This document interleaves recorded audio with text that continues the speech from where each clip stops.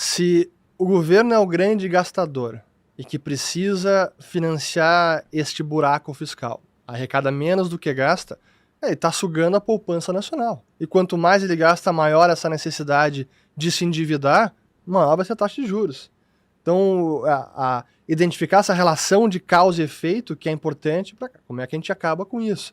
Senão volta os remédios que atacam os sintomas e não as causas. Corta zero. Corta zero, quebra o termômetro. Tá com febre? Quebra o termômetro. Vai resolver a febre. Mas qual é a causa da febre, cara? Então, no caso dos juros... Tem gente boa quebrando o termômetro. Pô, o tempo inteiro. Mas o caso do juro, não, é a ganância dos banqueiros. Por que o empréstimo é caro? Porque os caras estão querendo cobrar mais.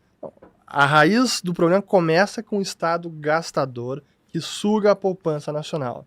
Se a gente entende que taxa de juros é o preço do tempo, bens presentes e bens futuros, se a necessidade de empréstimo, a necessidade de se endividar do governo é muito maior do que a capacidade de financiar esse governo, o juro vai aumentar. Então não tem como.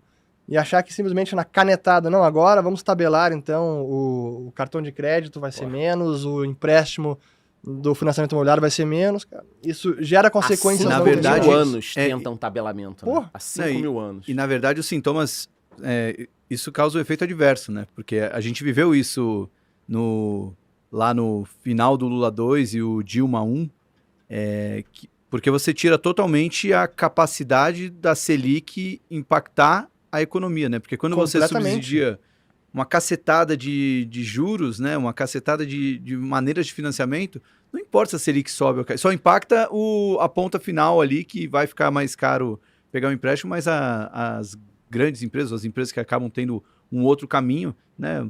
A alta queda da Selic não interfere. É a meia entrada dos juros.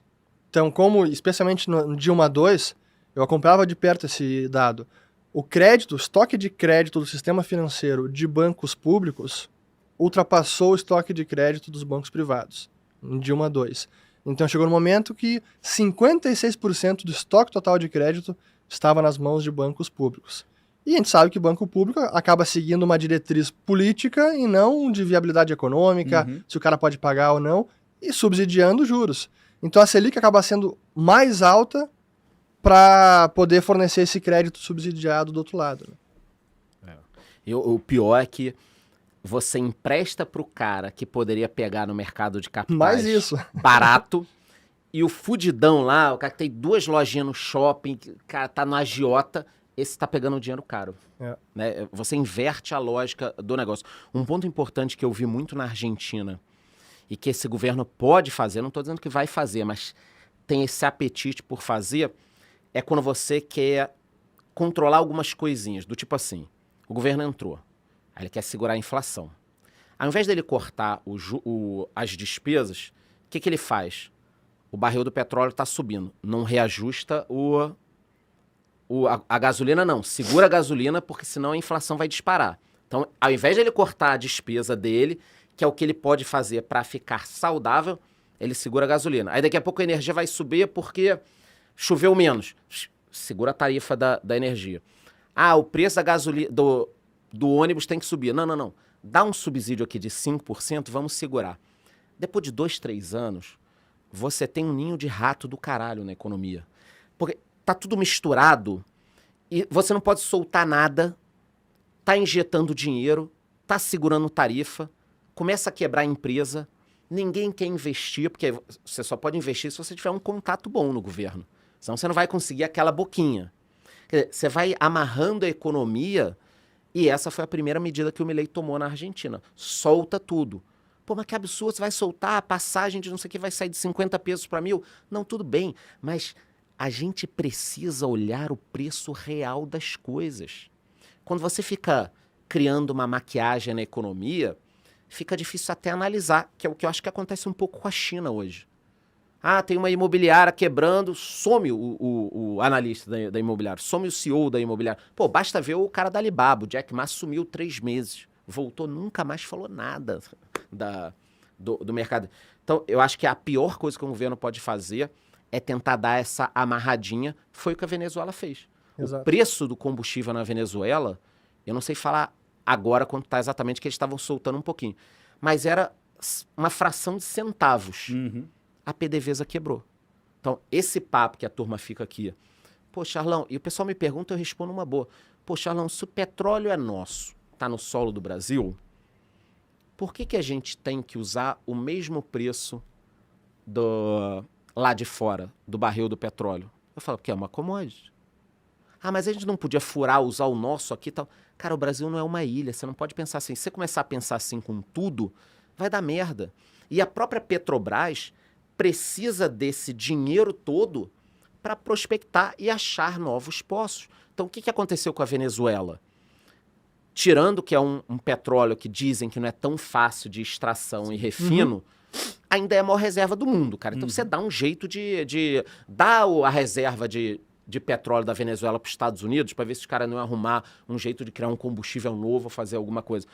Quebraram a PDVSA. Porque começaram a botar o general tal, o amigo tal, não sei o que tal. A produção de petróleo dela caiu. A produção de petróleo dela caiu. Então, é uma loucura você pensar isso. Mais de 90% das indústrias da Venezuela, elas acabaram. Porque o governo começou a fazer o quê? Pô, você tá fabricando pão de queijo, cara? Esse seu pão de queijo aí é 1.000 pesos. Tá muito caro, vamos tabelar em 500 pesos. Tá, mas o meu custo é 1.000. Foda-se o teu custo. Você vai ser expropriado e a gente vai colocar o Aristides no lugar. Aí coloca lá o general Aristides, o cara chega lá no lugar, já desvia o negócio, quebrou a indústria. Foi o que aconteceu em Cuba também. Cuba não tem economia. Ah, o embargo americano. Eu, por exemplo, sou contra, hoje em dia, o embargo americano. Porque é uma coisa que, na minha cabeça, impacta zero contra o regime, mas você cria a narrativa. Entendeu? O bode expiatório. Por causa... Tem gente, vamos pegar esse corte, tem gente que fala que o embargo americano atrapalha. Vai pegar a balança comercial de Cuba, digita aí, cara, é um trabalho pequeno, até quem é de esquerda vai conseguir fazer isso. Digita importações e exportações de Cuba. Países, isso aqui, Rússia, China, Espanha, transacionam muita coisa com Cuba. Só Cuba não tem o que entregar, cara. Tinha engenho de açúcar, tinha uma porrada de coisa, poderia ser uma economia pujante ali, turismo, tudo. Não tem. Aí qual a desculpa? Embargo americano. Se acabar, o que vão falar? Mas ainda é o embargo americano e tal. Você cria uma desculpa ali. Mas é o que, no final das contas? O governo interferindo na economia. Sempre que o governo vai interferir na economia, ele vai fazer besteira. Principalmente porque ele não entende daquilo. Então, se você pegar o cara que vai cuidar de um segmento de indústria, muitas vezes o currículo dele não bate com aquela função. Basta ver o seguinte, dizem que o Manteiga iria para Vale, por exemplo. Não deu na Vale. Então põe na Braskem. Não, então põe na Petro. Não, peraí, o cara entende tudo isso? O cara é um ás do minério, é um ás do petróleo, é um ás do não sei o quê. O conselho de administração das empresas, botaram na Tupi em outros lugares. Cara, conselheiros que nunca tiveram um negócio. A ideia do conselheiro... Olha que loucura, o conselheiro é o sujeito que ele tem tanta experiência e conhecimento que ele vai analisar o que a equipe da empresa fez. Ou seja, se eu me torno um conselheiro da Petrobras, eu estou acima, em termos de conhecimento, de todo mundo daquele negócio, entendo de outros negócios, para olhar e falar, cara, essa eu não acho que é a melhor decisão que vocês estão tomando, pegar esse valor. Do momento que você põe um conselheiro que nunca teve empresa, nunca teve nada, nunca tocou uma lojinha, como é que o cara vai analisar se, no caso da Tupi, por exemplo, se a fundição é uma fundição de motores? Quer dizer, qual o futuro dos motores dos carros? É elétrico? É hidrogênio? Não sei o quê? Provavelmente essas pessoas que estão lá não sabem nem dirigir, cara. Eu vou falar do mercado de veículos. Então, eu acho que o Estado, ele... Por isso que eu digo, a confusão é muito maior do que parece. A gente não quer vender susto, não, né? Mas o cara que está nos acompanhando, escutando, por que isso é importante para o cidadão que nos assiste? Ele tendo esse conhecimento, sabendo qual é a relação de causa e efeito, tabelou o preço, vai gerar escassez logo mais à frente, não funciona.